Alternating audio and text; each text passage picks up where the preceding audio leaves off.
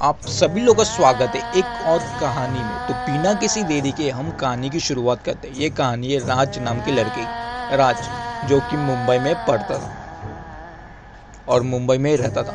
उसके घर में उसकी मम्मी पापा, उसके चाचा चाची और उसके भाई बहन थे जो कि गांव में रहते थे, उसके चाचा लोग। और वो अपनी फैमिली के साथ मुंबई में रहता था और मुंबई में कॉलेज में पढ़ रहा था। कॉलेज की छुट्टियां स्टार्ट हो चुकी थी तो वो सोचा कि क्यों ना इस बार मैं कॉलेज में की छुट्टियां स्टार्ट हो चुकी है तो मैं अपनी फैमिली के साथ कहीं गांव चला जाता हूँ, क्योंकि बहुत टाइम हो गया कहीं पे बाहर में गया नहीं हूँ। तो फिर इस बार चाचा लोग के साथ भी टाइम स्पेंड कर लूँगा, अपने भाई बहन लोग के साथ भी खेल लूँगा और टाइम भी अच्छे खासा स्पेंड हो जाएगा मेरा। तो वो अपने मम्मी पापा से बात करता है, उसकी मम्मी पापा भी मान जाते हैं और वो लोग सभी लोग गाँव के लिए निकल जाते हैं। लेकिन उनको ये नहीं मालूम होता कि जिस गाँव में वो लोग जा रहे हैं वो गाँव पूरी तरह से बदल चुका है। पहले तो भी अच्छा था लेकिन इस बार ये लोग जब जा रहे थे तो पूरी तरह से चेंज हो चुका था गाँव, क्योंकि जिस गांव में वो लोग रहते थे उसके चाचा चाची लोग, उस गांव के ही बाहर एक लेन था जिस लेन में 8 से 10 घर थे जो कि काला जादू करते टोटका करते थे। और वो लोग ऐसा टोटका करते थे कि अगर जो कोई भी उनके घर की तरफ आ गया और अगर कोई गलती से अगर कुछ खा लिया तो उसके बाद उसके पीछे काला साया मंडराता था। तो जब तक उसके साथ रहता था जब तक उसकी जान नहीं ले लेंगे, उसका साया कभी छोड़ता नहीं था, वो काला साया। ऐसी काला जादू से वो पूरी का पूरा घर भरा हुआ था, 8-10 घर। लेकिन वो लोग ने, पूरे गाँव वालों ने उन घरों को बहुत टाइम से निकाला हुआ था। उनके घर में वो लोग रहते थे काला जादू करने वाले, उनको बहुत टाइम निकाला था लेकिन वो लोग कभी उस घर से गए ही नहीं थे। अगर उनको जितनी टाइम भी वो लोग निकालते थे उतनी टाइम के बाद से ही उस गांव में बहुत ही मनुष्य छा जाती थी। हर दिन किसी न किसी की लाश रहती थी, किसी न किसी का खून होता ही रहता था।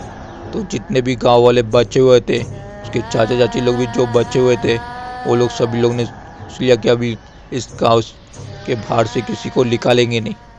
अब क्या बता वो लोग उस घर के अंदर है भी या फिर चले गए, लेकिन उस घर को कभी वो लोग ने तोड़ने की गलती भी नहीं किया, हिम्मत भी नहीं उनकी।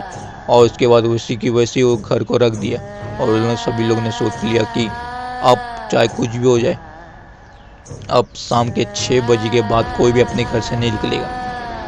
सभी लोग सुबह ही निकलेंगे और शाम को 6 बजे के बाद अपने अपने घर के अंदर ही चले जाएंगे।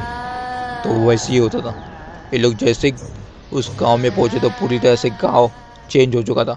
राज सोचने लगा, पहले जब मैं आया था, जब छोटा था, जब तो गांव एकदम से भरा हुआ था, लेकिन अब तो गांव ऐसा लगता है कि पूरी तरह से खाली है, कोई रहता ही नहीं है, बहुत ही कम लोग रहते हैं। ये क्या हो गया गाँव को?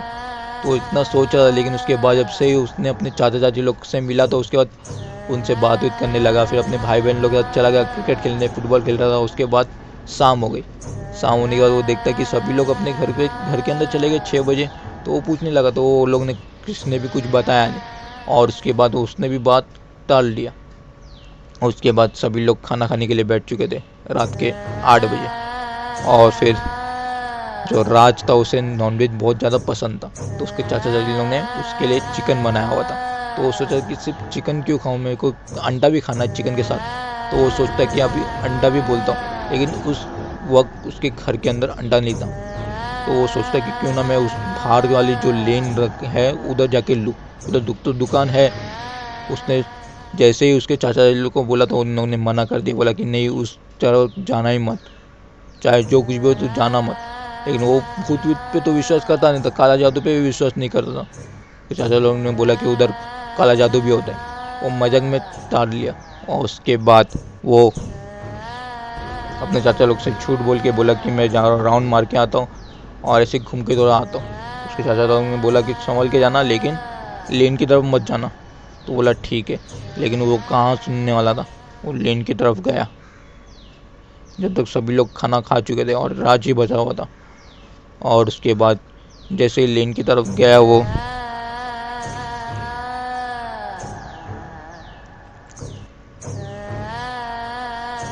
लेन के बाद जाने के बाद उसे एक आदमी मिला। उसने पूछा कि कोई है इस तरह की नहीं है। तो बोला कि क्या हुआ, क्या चाहिए तुमको। तो उसने बोला मुझे एक अंडा चाहिए था, जो एक अंडा खाना था। तो बोला ठीक है मैं देता हूँ। जैसे उसने अंडा दिया उसके बाद एक आदमी उसे वापस से मिला उसी जगह पे, घर की तरफ ही, और उसने उसको बोला कि ये मिठाई खा लो तुम, मुझे पता है तुमको मिठाई बहुत अच्छा लगता है। तो बिना कुछ सोचे समझे ही वो मिठाई खा लिया। और उसके बाद घर पे आया, उसके चाचा चाची ने पूछा कि तेरे को अंडा किधर से मिला। तो बोला कि एक दुकान यहाँ पे खुली हुई थी थोड़ी सी, तो मैंने उधर से अंडा ले लिया। तो बोला ठीक है, लेकिन उसने झूठ बोला था। और उसके बाद उसके घर पे अंडा भी बना, वो अंडा भी खा लिया, चिकन भी खा लिया, सब कुछ खा के वो गया ऊपर छत पे सोने के लिए। और गांव में जितनी भी घर की जो छतें होती है बहुत लंबी होती है, बहुत बड़ी होती है, और घर भी बहुत बड़े होते हैं। तो ये लोग ने सोचा, राज और उसके भाई लोग ने, कि क्यों ना आज हम लोग ऊपर ही सो जाएंगे, सभी लोग ऊपर सो जाएंगे।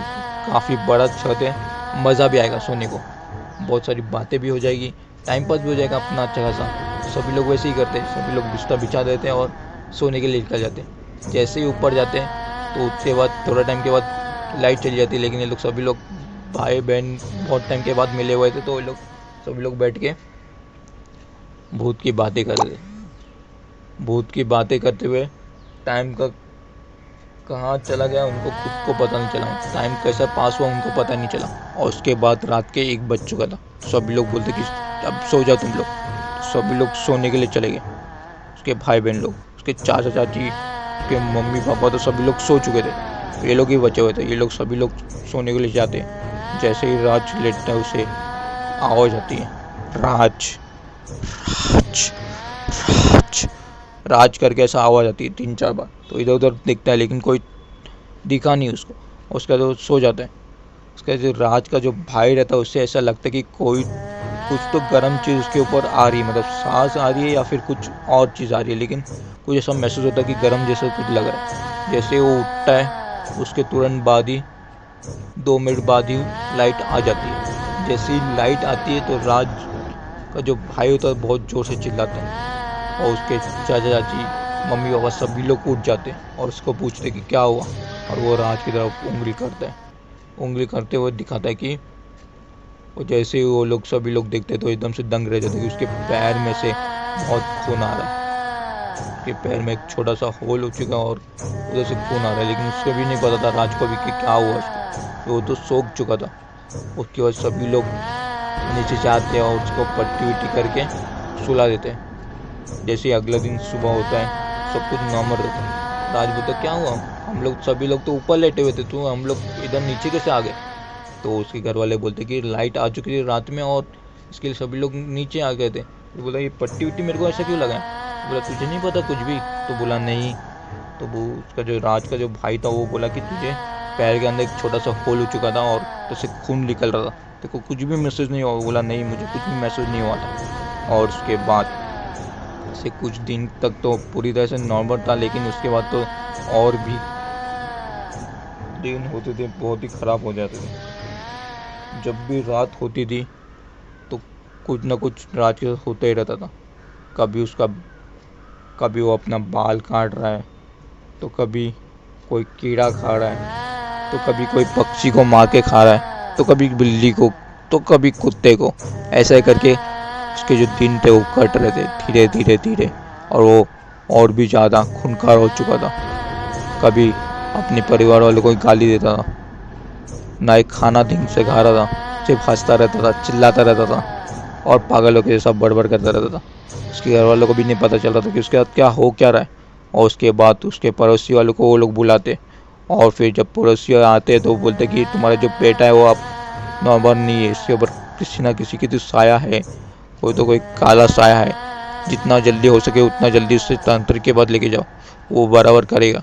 उनके गांव में एक बाबा था, जिस बाबा के पास उसको लेके जाते, जैसे ही उसको लेके जाते वैसे वो बाबा बोलते कि मैं खुद आऊँगा तुम्हारे घर, तुम अभी चले जाओ, मैं खुद कल आता हूँ। जैसे ही अगले दिन वो आता है वो बोलता कि इस घर के अंदर एक काला साया है जो कि किसी को भी नहीं छोड़ेगा। तुम्हारे बेटे के ऊपर तो कब्जा कर चुका है, लेकिन उसके बाद तुम्हारे बेटे को भी मार देगा और तुम सभी लोग को भी मार देगा। जितना जल्दी हो सके तुम इस घर को छोड़ के चले जाओ, क्योंकि जिस दिन तुम्हारा बेटा इस घर के अंदर आया था ना, उसी दिन वो उस लेन के अंदर चला गया था जिस लेन के अंदर काला जादू होता है, जिधर 8-10 घर थे। वो लोग ने किसी एक जन ने उसे मिठाई खिला दिया था। उस मिठाई के अंदर काला जादू किया हुआ था, टोटका किया हुआ था, और एक काला साया थी जो कि इतनी खूंखार है कि वो कभी किसी को छोड़ती नहीं है। और उसे ये बड़ा घर बहुत ज़्यादा पसंद आ चुका था, क्योंकि जब वो छोटी थी तो वो बहुत ज़्यादा गरीब थी और वैसे ही वो मर चुकी थी। उसका जो ख्वाहिश थी वो पूरी तरह से पूरी नहीं हो चुकी थी। उसे भी इसे बड़ा घर चाहिए था, बहुत सारे पैसा चाहिए था, लेकिन वो नहीं कर पाई थी और वो छोटी थी तभी मर चुकी थी, इसीलिए वो भटक रही थी। और वो जिसने उसे मिठाई खिलाया उसी ने काला जादू उस पर कर दिया था, और उसके बाद उसे उस शैतान को इसकी तरफ भेज दिया था कि जा तू। और ये जब तक उसे नहीं छोड़ेगी, जब तक वो उसे मार नहीं देगी, चाहे जो कुछ भी हो जाए, तुम सभी लोग यहाँ से निकल जाओ। और उस घर को वो तांत्रिक हमेशा हमेशा के लिए बंद कर दिया, और जो काला जादू करने वाली जो साया थी उसे भी उस घर के अंदर ही कैद कर दिया। और आज भी उस बड़े से घर के अंदर ही सभी लोग मुंबई के अंदर आ चुके थे। उसके चाचा चाची सभी लोग, उसके भाई बहन सब मुंबई में थे, और आज सभी लोग बहुत ज़्यादा खुश है। लेकिन जब भी और राज उस हादसे को याद करता है तो बहुत ज़्यादा सहम हो जाता है। वो सोचता है कि क्यों मैं उस जगह पे गया, क्यों लेन के अंदर गया। अगर मैं उस जगह पे नहीं गया होता था तो आज मैं फैमिली पूरी तरह से सेव रहती थी। आज भी हम उस गांव के घर में रहते थे, लेकिन आज हमको इधर मुंबई में रहना पड़ रहा है। उनका कोई घर ही नहीं है गाँव के अंदर, ऐसा हो चुका था। अगर आप लोग को ये कहानी अच्छी लगी हो तो लाइक कर देना, कमेंट कर देना, सब्सक्राइब कर देना चैनल पे। अगर चैनल पे नए रहोगे तो शेयर कर देना अपने